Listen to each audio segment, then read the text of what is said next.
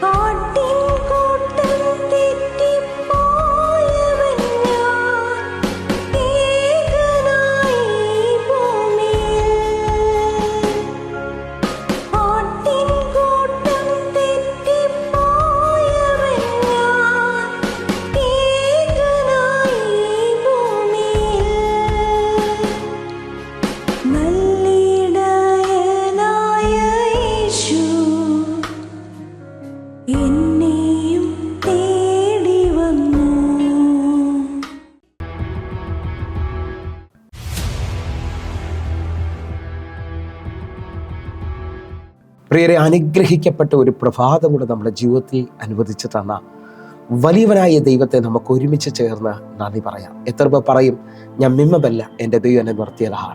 ഒന്നുകൂടെ പറഞ്ഞു കഴിഞ്ഞാൽ 2026 ഏപ്രിൽ മാസം 18-ാം തീയതി വരെയും എന്നെയും എൻ്റെ കുടുംബത്തെയും കണ്ണിലെ കൃഷ്ണമണി പോലെ സൂക്ഷിക്കുകയും വിടുവിക്കുകയും ചെയ്ത വലിയവനായ ദൈവത്തിന് നന്ദി പറഞ്ഞുകൊണ്ട് ഈ പ്രഭാത ചിന്തയിലേക്ക് നമുക്ക് ഒരുമിച്ച് അടുത്തു വരാം. എന്തുകൊണ്ടാണ് മനുഷ്യൻ ദൈവത്തെ ആശ്രയിക്കേണ്ടത്?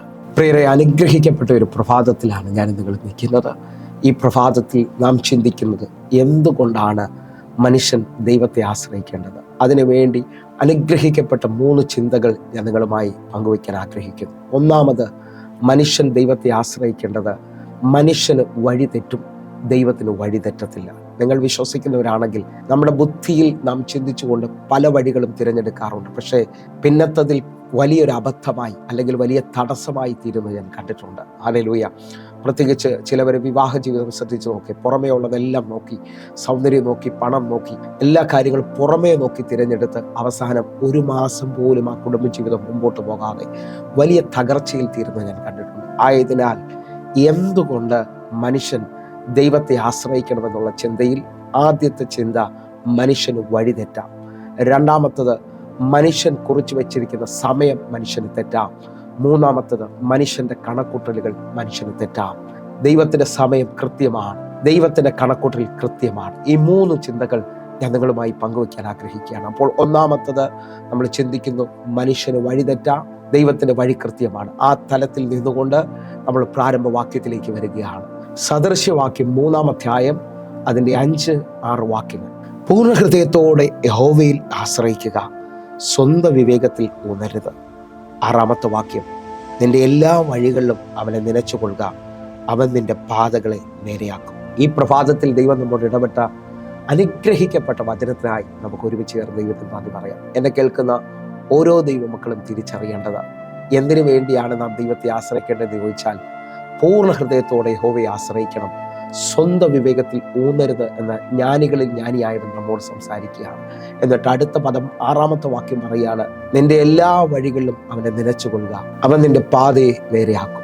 വിശുദ്ധ ബൈബിൾ നാം ശ്രദ്ധിച്ചു നോക്കിയാൽ യേശു നമ്മോട് പറയാണ്, ഞാൻ തന്നെയാ വഴിയും സത്യവും ജീവനും, എന്നിലൂടെ കടക്കുന്നവൻ രക്ഷ പ്രാപിക്കുന്നു. മറ്റൊരു ഭാഗത്ത് അതേ നിലയിൽ തന്നെ യോഹന്നാന്റെ സുവിശേഷം മറ്റൊരു ഭാഗത്ത് 10-ാം അധ്യായത്തിൽ പറയുകയാണ്, ഞാൻ വാതിലാകുന്നു, എന്നിലൂടെ കടക്കുന്നവൻ രക്ഷ പ്രാപിക്കും. എന്നെ കേൾക്കുന്നവരെ, വഴിയും സത്യവും ജീവനുമായവൻ, സാക്ഷാൽ വാതിലായവൻ ഇതാ എന്നോട് നിന്നോട് സംസാരിക്കുകയാണ്. ഈ പ്രഭാതത്തിൽ ദൈവത്തെ ആശ്രയിക്കുക. ഒന്നുകൂടെ പറഞ്ഞാൽ, ആരോ എന്നെ കേൾക്കുന്നവർ പറയുന്നു, എങ്ങനെയാ ബസ്സേ ഞങ്ങൾക്ക് ഈ വഴി വെളിപ്പെടുന്നത്? ഞാൻ ആത്മാവിൽ വിളിച്ചു പറയും, ദൈവത്തെ ആശ്രയിക്കുമ്പോൾ തന്നെ ദൈവവചനത്തിലും ആശ്രയിക്കുവാൻ തയ്യാറാകുക. കാരണം 119-ാം സങ്കീർത്തനം 105-ാമത്തെ വാക്യം പറയുന്നു, നിന്റെ വചനം എൻ്റെ കാലിന് ദീപവും എൻ്റെ പാതയ്ക്ക് പ്രകാശവുമാണ്. അതേ നിലയിൽ തന്നെ വെളിപ്പാട് പുസ്തകം 3-ാം അധ്യായം 8-ാമത്തെ വാക്യം പറയുന്നു, ഞാൻ നിന്റെ പ്രവൃത്തി അറിയുന്നു, ഇതാ ഞാൻ നിന്റെ മുമ്പിൽ ഒരു വാതിൽ തുറന്നു വെച്ചിരിക്കുന്നു, അതാർക്കും അടച്ചുകൂടാ. നിനക്ക് അല്പമേ ശക്തിയുള്ളൂ, എങ്കിലും എൻ്റെ വചനത്തെ കാത്തു എൻ്റെ നാമത്തെ നിഷേധിച്ചൊന്നുമില്ല.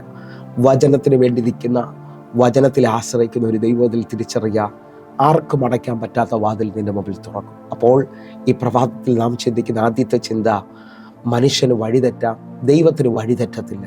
ആ നിലയിൽ നിന്നുകൊണ്ട് ദൈവത്തെ ആശ്രയിക്കുമ്പോൾ അവൻ നമ്മുടെ പാതകളെ നേരെയാക്കും എന്നുള്ളതാണ്. നിങ്ങൾ വിശ്വസിക്കുന്നവരാണെങ്കിൽ നിങ്ങൾ മോശയെ ഒന്ന് ശ്രദ്ധിച്ചു നോക്കിയേ. മോശ 40 വർഷം അമ്മായിയപ്പൻ്റെ ആടുകളുമായി മരുഭൂമിയിലെ എല്ലാ വഴിയിലും സഞ്ചരിച്ചവനാണ്. എന്നാൽ മോശ ദൈവത്തോട് പറയാണ്, നിനക്ക് എന്നോട് കൃപയുണ്ടെങ്കിൽ നിന്റെ വഴി എന്നെ അറിയിക്കണം. നമുക്ക് ഒരുമിച്ച് ആ വാക്യത്തിൻ്റെ ആരംഭത്തിലേക്കൊന്ന് പോകാം. പുറപ്പാട് പുസ്തകം 33-ാം അധ്യായം അതിൻ്റെ 13-ാമത്തെ വാക്യം. ആകയാൽ എന്നോട് കൃപയുണ്ടെങ്കിൽ നിന്റെ വഴി എന്നെ അറിയിക്കണം. മോശ ദൈവത്തോട് പറയാണ്, എന്നോട് കൃപയുണ്ടെങ്കിൽ നിന്റെ വഴി എന്നെ അറിയിക്കണം. എത്ര പേർ വാസമായിട്ടും ഓരോ പ്രഭാതത്തിലും ഓരോ ദിവസവും എത്ര പേർ എൻ്റെ കൂടെ ചേർന്ന് പ്രാർത്ഥിക്കും, കർത്താവേ ഇന്ന് നീ എന്നെ വഴി നടത്തണമേ. കാരണം എന്തെന്ന് ചോദിച്ചാൽ സങ്കീർത്തനക്കാരൻ നമ്മോട് പറയാണ്, 32-ാം സങ്കീർത്തനം അതിൻ്റെ 8-ാമത്തെ വാക്യം, ഞാൻ നിന്നെ ഉപദേശിച്ച് നടക്കേണ്ട വഴി നിനക്ക് കാണിച്ചു തരും, ഞാൻ നിന്റെ മേൽ ദൃഷ്ടി വെച്ച് നിനക്ക് ആലോചന പറഞ്ഞു തരും.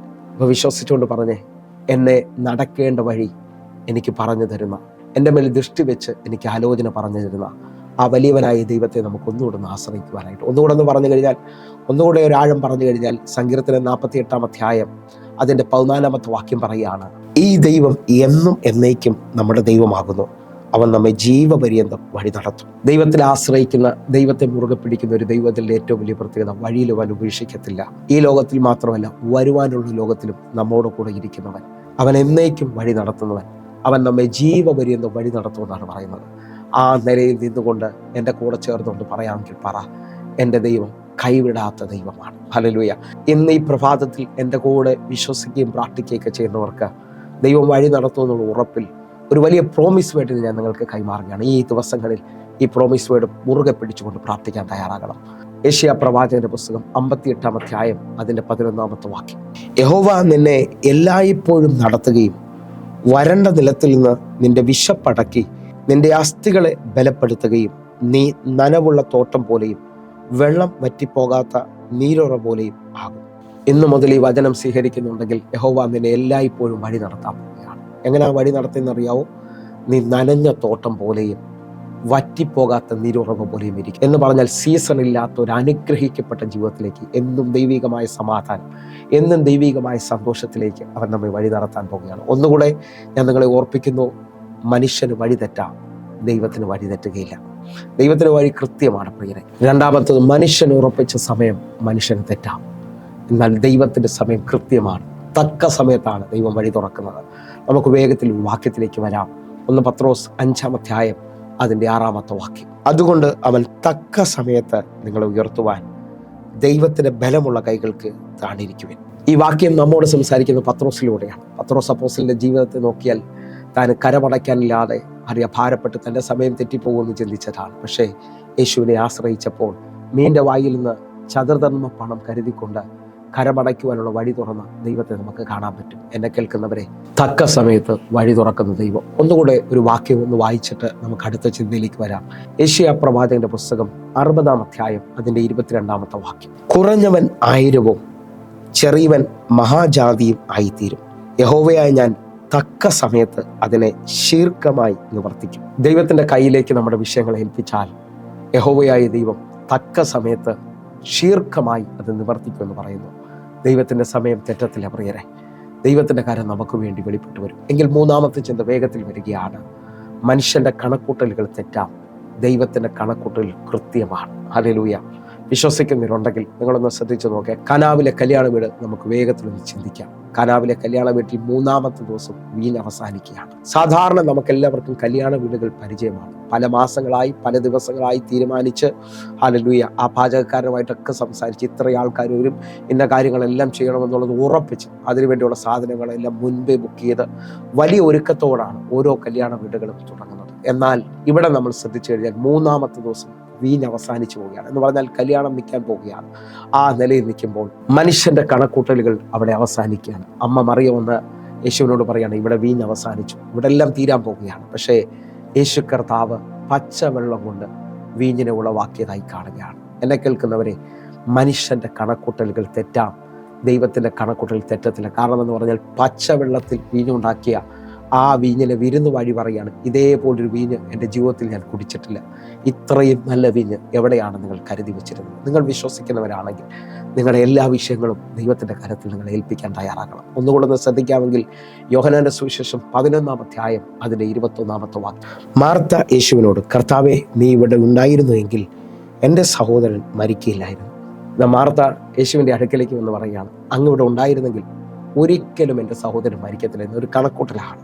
അതേ നിലയിൽ തന്നെ 4-ാമത്തെ ദിവസം കല്ലറ അടുക്കൽ ചെല്ലുമ്പോൾ ഇതേ മാർത്ത പറയാണ്, കർത്താവെ, 4 ദിവസമായി നാറ്റം വെച്ചിരിക്കും. മാർത്ത വലിയ കണക്കൂട്ടിലാണ് പറയുന്നത്, നാറ്റം വെച്ച് കഴിഞ്ഞു. കാരണം ലോകപ്രകാരം കണക്കൂട്ടിയാൽ 4-ാമത്തെ ദിവസം ഹല്ലേലൂയ അത് നാറ്റം വെച്ച അനുഭവത്തിലേക്കാണ് വരുന്നത്. പക്ഷേ യേശു പറയാണ്, വിശ്വസിച്ചാൽ നീ ദൈവമഹത്വം കാണാൻ പോവുകയാണ്. എന്നെ കേൾക്കുന്നവരുണ്ടെങ്കിൽ ഒരുമിച്ച് വിശ്വസിച്ചുകൊണ്ട് പറയണം, മനുഷ്യൻ്റെ കണക്കൂട്ടലുകൾ തെറ്റാം, ദൈവത്തിൻ്റെ കണക്കൂട്ടൽ തെറ്റുകയില്ല. കൃത്യമാണത്. ആ നിലയിൽ നിന്നുകൊണ്ട് ഈ പ്രഭാതത്തിൽ ഞാനും നിങ്ങളും ചിന്തിച്ച ചിന്ത, എന്തിനു വേണ്ടിയാണ് ദൈവത്തെ മനുഷ്യനെ ആശ്രയിക്കേണ്ടത്? മനുഷ്യന് വഴി തെറ്റാം, ദൈവത്തിൻ്റെ വഴി കൃത്യമാണ്. മനുഷ്യന് സമയം തെറ്റാം, ദൈവത്തിൻ്റെ സമയം കൃത്യമാണ്. ഒന്നുകൂടെ ഒന്ന് പറഞ്ഞാൽ, മനുഷ്യൻ്റെ കണക്കൂട്ടലുകൾ തെറ്റാം, ദൈവത്തിൻ്റെ കണക്കൂട്ടൽ കൃത്യമാണ്. നമ്മൾ ദൈവത്തെ പൂർണ്ണമായി ആശ്രയിക്കാമെങ്കിൽ ദൈവം നമ്മെ ജീവപര്യന്തം വഴി നടത്താൻ ശക്തനാണ്. ഒന്ന് കണ്ണുകൾ അടയ്ക്കാം, പ്രാർത്ഥിക്കാം. ഞങ്ങളെ സ്നേഹിക്കുന്ന ഞങ്ങളുടെ നല്ല ദൈവമേ, പൂർണ്ണ ഹൃദയത്തോടെ ഈ പ്രഭാതത്തിൽ ഞങ്ങൾ ഒരുമിച്ച് ചേർന്ന് പ്രാർത്ഥിക്കുന്നു. ഒരു വലിയ ദൈവപ്രവൃത്തി, വലിയ ദൈവത്തിൻ്റെ കരം കാണാൻ ഞങ്ങൾ ഒരുമിച്ച് പ്രാർത്ഥിക്കുന്നപ്പ ഓരോ ദൈവമക്കളും ഇന്ന് പല മേഖലകളിൽ, അല്ലെങ്കിൽ കുടുംബജീവിതം, ജോലി മേഖല, അല്ലെ പലതും തിരഞ്ഞെടുത്ത പല വഴികളും തെറ്റായി എന്ന് പറയുമ്പോൾ ഞങ്ങൾ വിശ്വസിച്ചുകൊണ്ട് പ്രാർത്ഥിക്കുകയാണ്. ദൈവം ചിലവരെ മടക്കി വരുത്താൻ പോകുന്നു. ചിലവർക്ക് വേണ്ടി ദൈവം അത്ഭുതങ്ങൾ ചെയ്യാൻ പോവുകയാണ്. യേശുവിൻ നാമത്തിൽ ഞാൻ ഈ ജനത്തിന് വേണ്ടി പ്രാർത്ഥിക്കുന്നു. അത്ഭുത വിടുതലുകൾ സംഭവിച്ചതിനായി നന്ദി. ആമേൻ, ആമേൻ. പ്രിയരെ, ഈ പ്രഭാത സന്ദേശം നിങ്ങൾക്ക് അനുഗ്രഹമാകുന്നുവെങ്കിൽ നമ്മുടെ യൂട്യൂബ് ചാനൽ സബ്സ്ക്രൈബ് ചെയ്യും, ഫേസ്ബുക്കിലേക്ക് നിങ്ങൾ ജോയിൻ ചെയ്യണമെന്ന് ഓർപ്പിക്കുന്നു. അതേപോലെ തന്നെ നിങ്ങൾക്ക് ഈ മെസ്സേജ് അനുഗ്രഹമാണെങ്കിൽ ഈ ലിങ്കുകൾ നിങ്ങൾക്കറിയാവുന്ന ചിലവർക്കും കൂടെ വാട്സാപ്പിൽ ഒന്ന് സെൻഡ് ചെയ്ത് കൊടുക്കണം. എന്നിട്ട് നിങ്ങളുടെ മെസ്സേജ് അയക്കണം, എനിക്കത് അനുഗ്രഹമാണ്, നിങ്ങൾ കൂടെ ശ്രദ്ധിക്കണമേ.